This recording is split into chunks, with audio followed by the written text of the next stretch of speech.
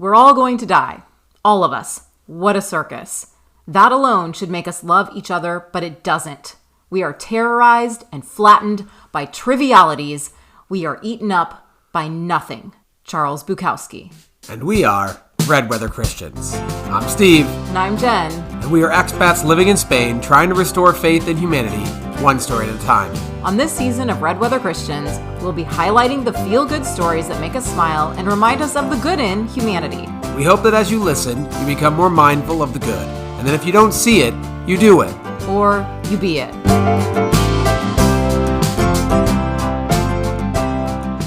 So why are we talking about dying? Yes, doesn't seem like it's going to be a very feel-good episode, this one. Starting with old Bukowski.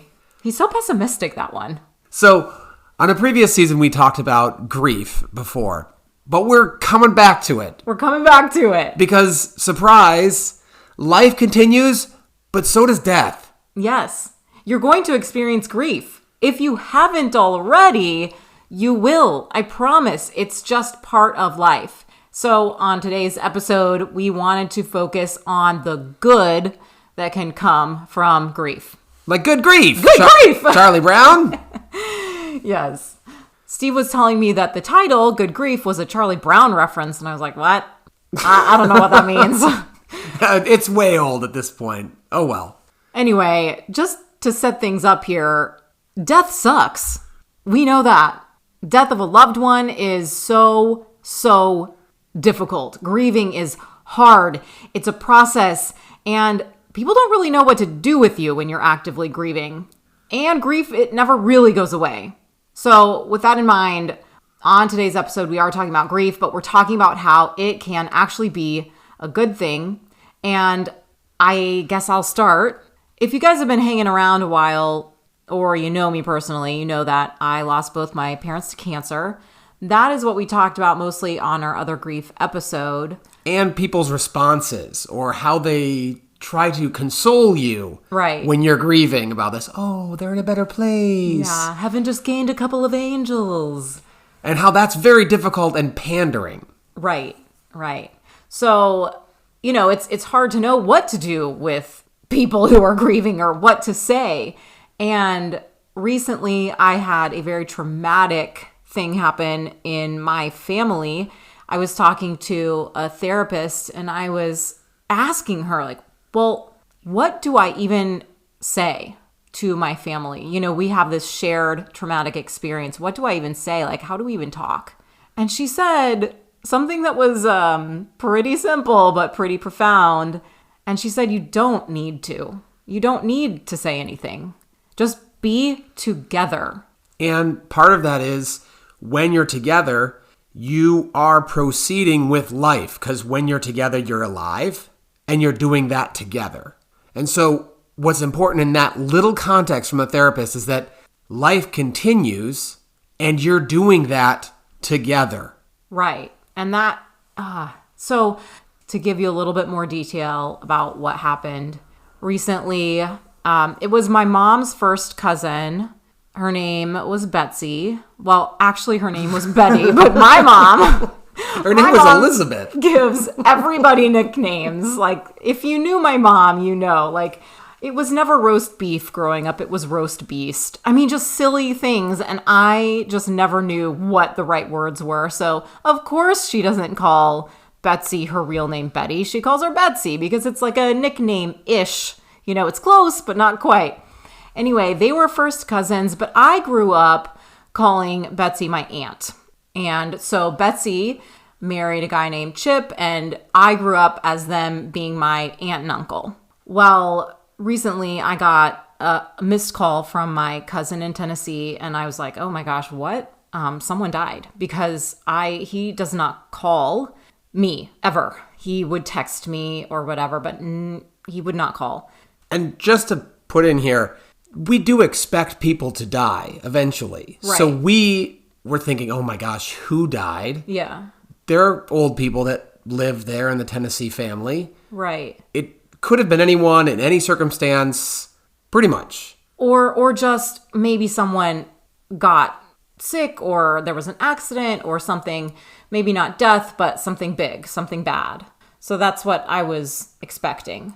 I was not expecting when he told me that both Betsy and Chip were killed.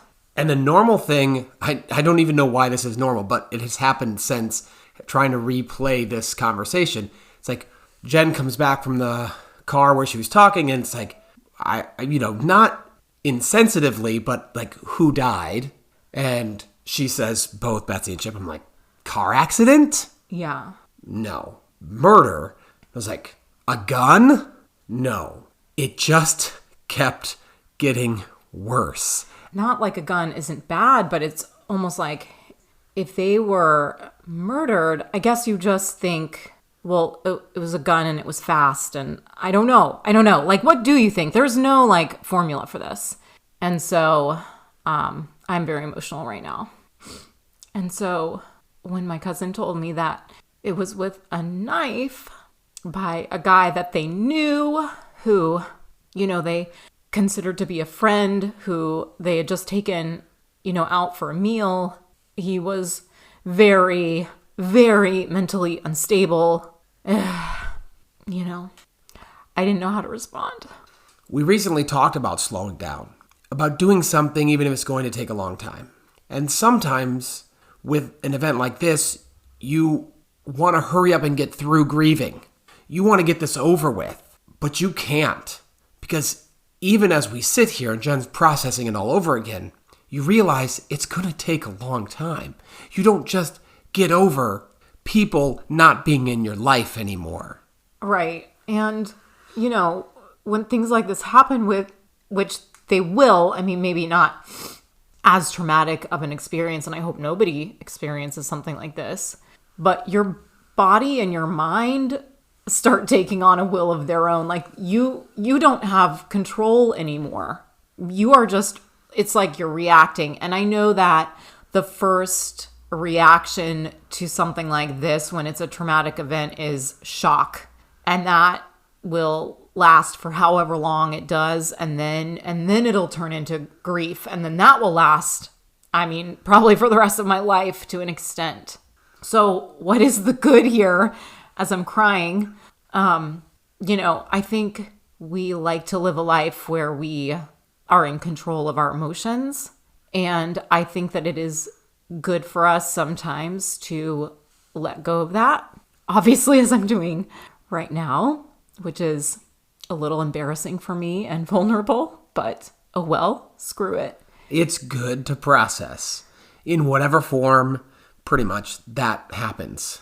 Yeah, there are healthy ways and unhealthy ways. As I said, whatever form. I'm not pounding the ice cream and chain smoking or anything like that. You'll be happy to know. But diving back into why, or what good can possibly come from this? At the onset, like, you just think nothing, no good. This is just all bad, 100% bad. That is what it feels like. As I'm talking right now, it's what it feels like. But life goes on, and you have to figure out, well, what am I going to do? So the first thing was like, okay, I'm in Spain.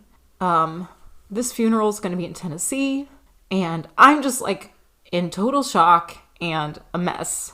And so when it gets a little bit complicated booking the flight, I was just like, just whatever. Don't even worry about it. Steve was doing all the work.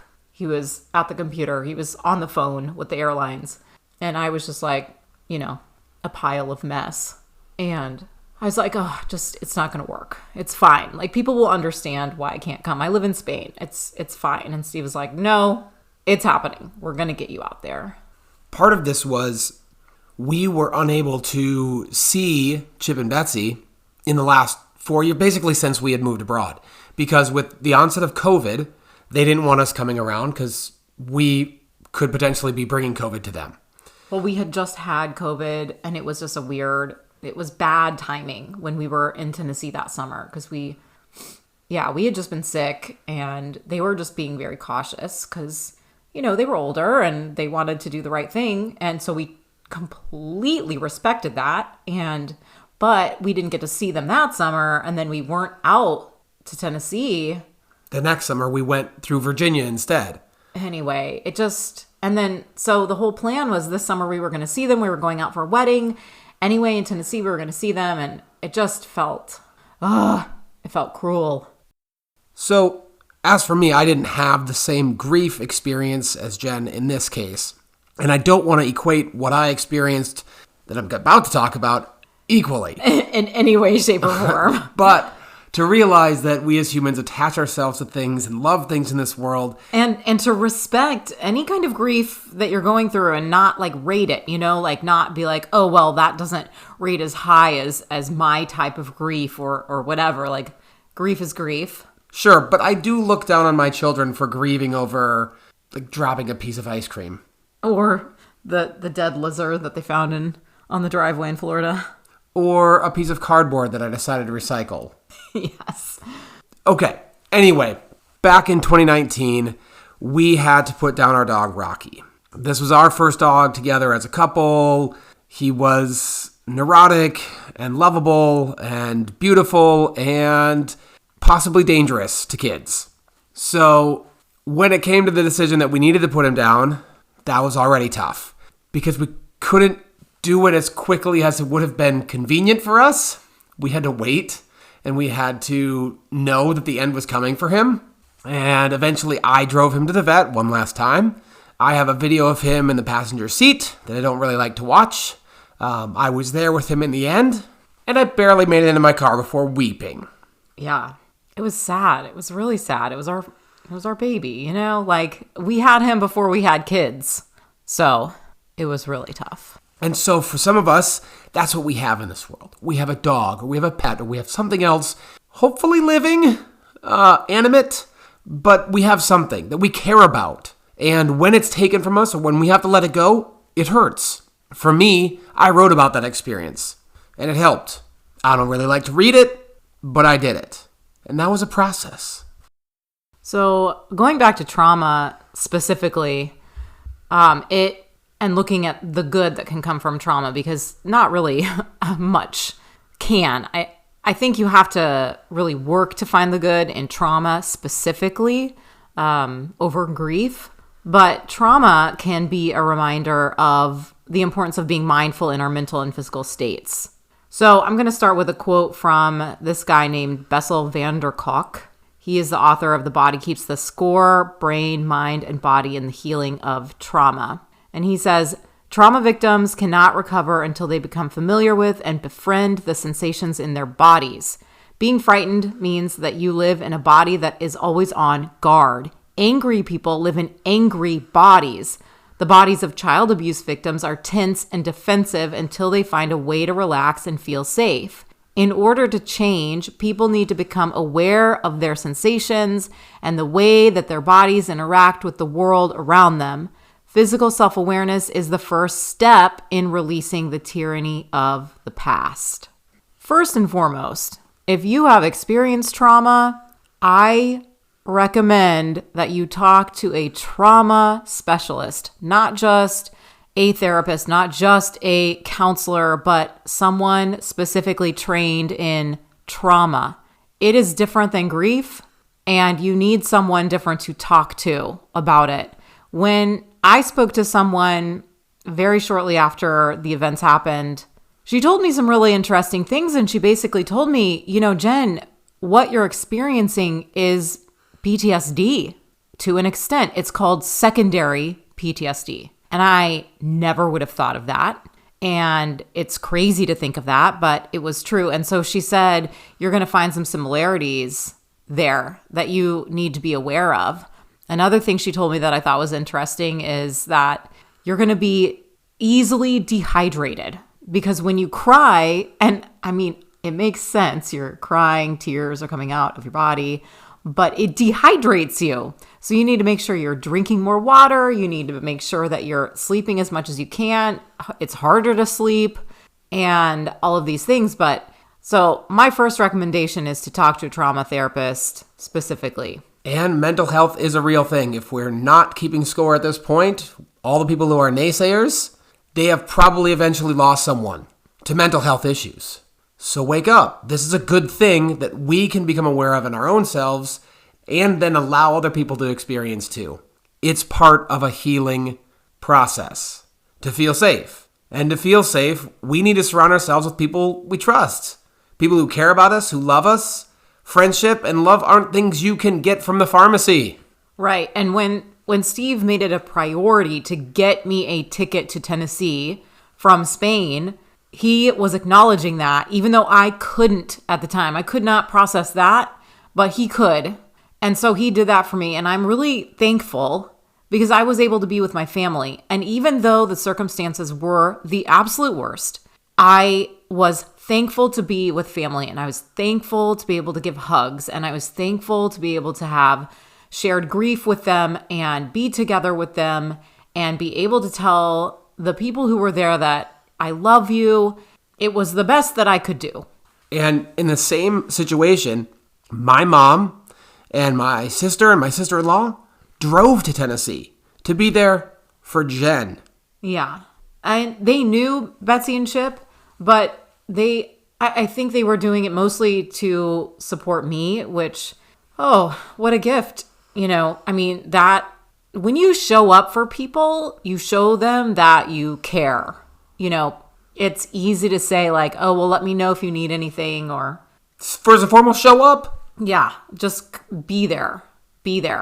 Do something, Words can only do so much. And sometimes you don't need any. Yeah. Sometimes they do more harm than good, actually. So another part of the mental process that we can be more aware of going through trauma or grief is the necessity of joyful engagement with other people. So having fun with other people is incredibly important.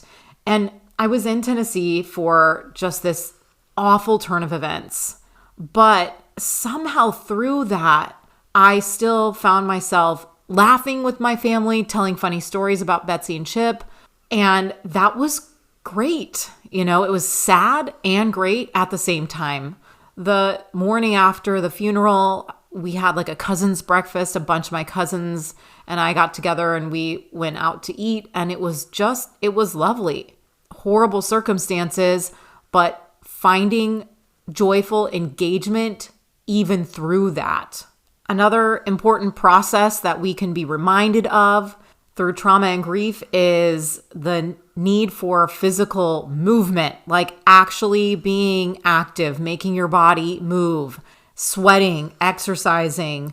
So, Steve and I always go on runs and, do our workouts and everything. And after dinner, we have our after dinner walks, which we have recently started up after having moved into this house, which has been really nice. We love it. But I think that's helped a lot. I find myself when I run, my brain just wanders. One time I was wandering so badly inside my brain that I completely missed my turn for my running routes. I didn't even notice it until a few minutes later. I was like, oh, wait, what? I was supposed to turn way back there. So then I just had to kind of change my entire route.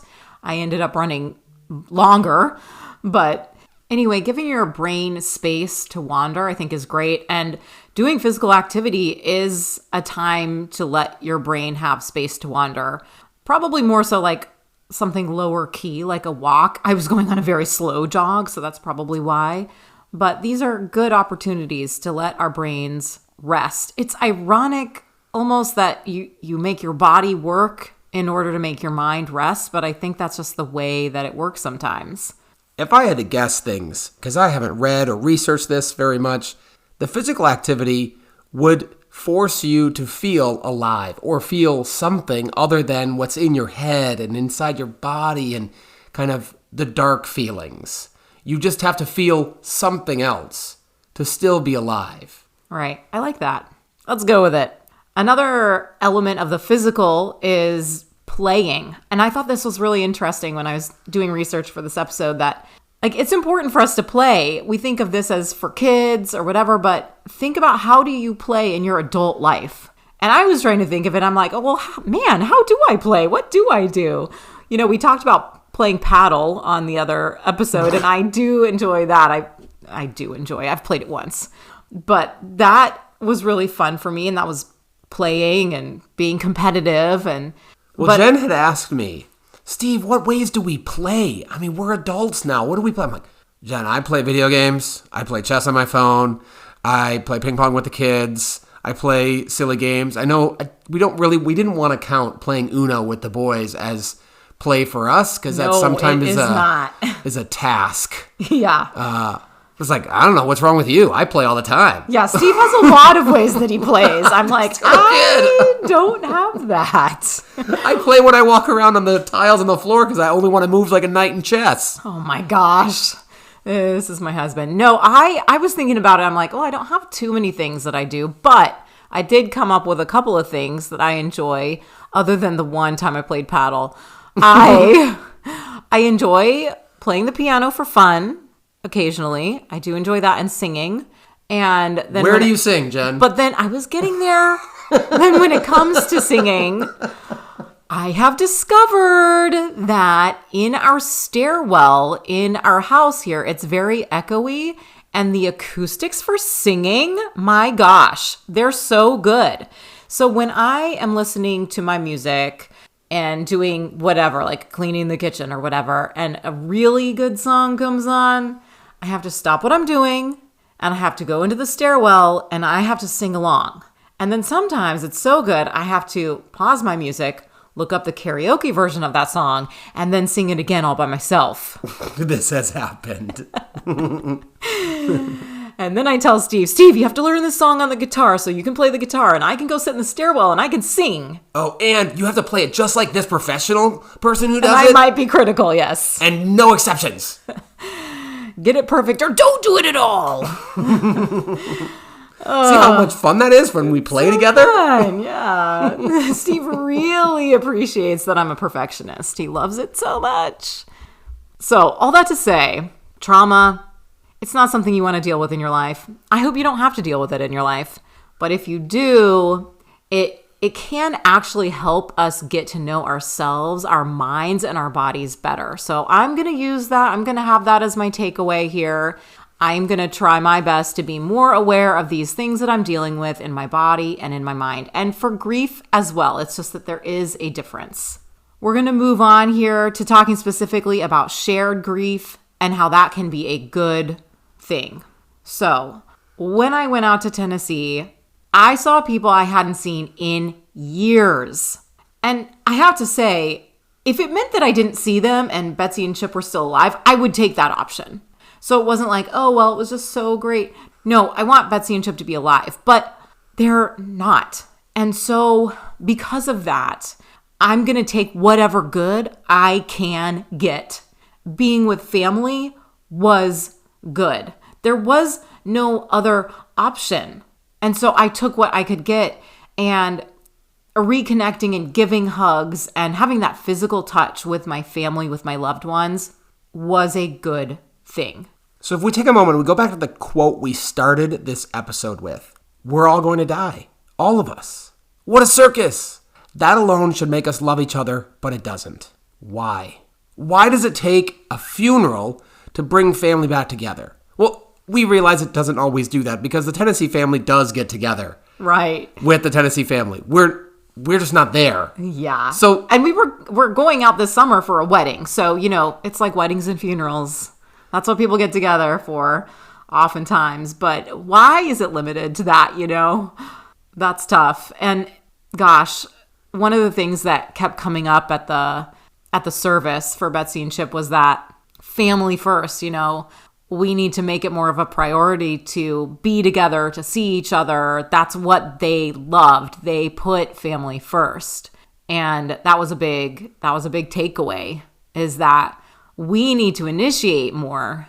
And, oddly, I was added to one of the family group chats after going to the funeral, and I'd never been in that family group chat, and I might have the only weird area code in that family group chat, but I'm so thankful to be a part of that. Like, it makes me feel, you want to be connected in life, relationships, right? Community. And it made me feel a part of something. But Charles Bukowski, he's pretty pessimistic. So I'd love to push back on on what he says about that alone should make us love each other, but it doesn't. And say like, no, we can. It doesn't have to be like that. We can love each other. You and your family are now able to love each other more because of this. And I think moving forward, we're all more mindful to be in relationship even better than we were before. So that is a good thing. And I think because of recent reconnection with some of my family members, some of them might actually visit us in Spain, which would be absolutely amazing. I would love that so much. We welcome most people who want to come visit us. Most people? I'm going to have some exceptions. I'm not going to blanket statement hyperbole this thing. Everybody's welcome, except if you aren't. Oh. Another thing, especially for me, is crying together is such a bonding experience. Now you guys are all bonded with both Steve and me because I think we both kind of cried on this episode. So there you go. But trying to see that as a strengthener in our relationships and not something to be ashamed about, I think is a good thing. And maybe to get a little bit religious and nerdy on this one, if you know anything about Buddhism, they're usually about separating themselves from life, being detached from this life, but they're also really good at dealing with grief because of the attachment they have to the being or the all that is one in nature and life. Now, still saying that, one of the things that I was reading about was that they would just get together and sometimes sit in silence together. And it would just be what they would describe more as a Zen feeling together, even though they know there's grief. And why is there grief? Because of the impermanence of this life. The things that we're attached to are all temporary. And that holds some people back from loving. And it's such a shame because we don't want to love. We know we're going to get hurt. Either you're going to lose that person in death or you're going to lose that person through breakup. But it scares people. And I get it. I understand it. But what is this life without love? You have to have love. That's a good thing. It's a good thing. Maria Popova says, you know that the price of life is death, that the price of love is loss. Love anyway. Yep. Another thing that can come out of grief is art. I'm sure if we looked at the history of art, we would see that a lot of the pieces that we love are born out of grief or heartbreak. Oh gosh, some of the songs that we listen to. Hello. Taylor Swift has at least 4 breakup songs, right? I don't know her well enough to say. I would be making a fool of myself if I made any comment about Taylor Swift other than she's great. You don't want the Swifties against you. No. I do like Taylor Swift.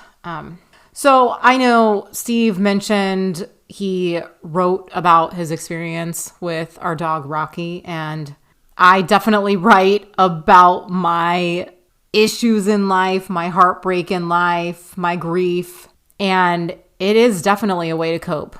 And for me, it helps a lot to get it written out. Some people might paint or draw. Right. Oh, you already do write. Oh my gosh. Oh, jeez. Dad jokes. It took me a minute. Oof. That was bad. Okay. Thank you, Steve, for that. Yes. If you want to check out any of my poetry, it's on my blog. I can link that below. But yeah, that's definitely a way that I cope. And I think that it is a healthy thing to do. And I think sometimes great art can come from grief and can come from tragedy. And then the last thing that we're going to touch on in today's episode is just to have an increase in awareness in life. When you grieve, it seems to me anyway to come naturally. I notice things. When I was in Tennessee, I could not help but notice how absolutely gorgeous Tennessee was. The dogwoods were in bloom. The Smoky Mountains were clear. They were beautiful. Everything just seemed to be so alive, blooming. And of course, it made me think just of the cyclical nature that is life and death. And it's tough. But the state of Tennessee was beautiful for that weekend. And my cousin said that it had been raining a lot before, like the week before it had just been kind of miserable. But I will tell you what, that weekend was gorgeous. The sun was shining. It was warm. I could see the mountains clearly, which is rare. And the dogwoods are in bloom. And just a quick memory to share. My mom and my Aunt Betsy would go on hikes specifically to find the dogwoods that were in bloom. They just love them. And I have this memory of them going out of their way to find blooming dogwoods, those blooming dogwoods. And I just love it. It's just a fun memory that I have of the two of them. So I thought it was apropos that the dogwoods were in bloom.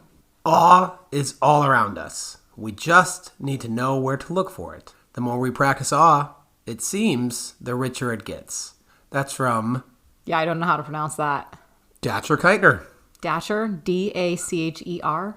Anyway, he's one of the writers from The Atlantic, and I just thought that was such a great quote. Awe is all around us. We just need to know where to look for it. So let's be mindful to be aware of our surroundings, appreciate what we have, love the people in our lives. And another guy from The Atlantic, Colin Campbell, wrote, "The reason grief hurts so badly is because we love them so much. The pain can be understood not as a bad thing to avoid, but as a beautiful tribute, a sign that our hearts are still working." So whatever life throws at you, the tragedy, the grief, remember to love anyway. We are Red Leather Christians. I'm Jen. I'm Steve. And remember, cheer the good. Don't boo the bad.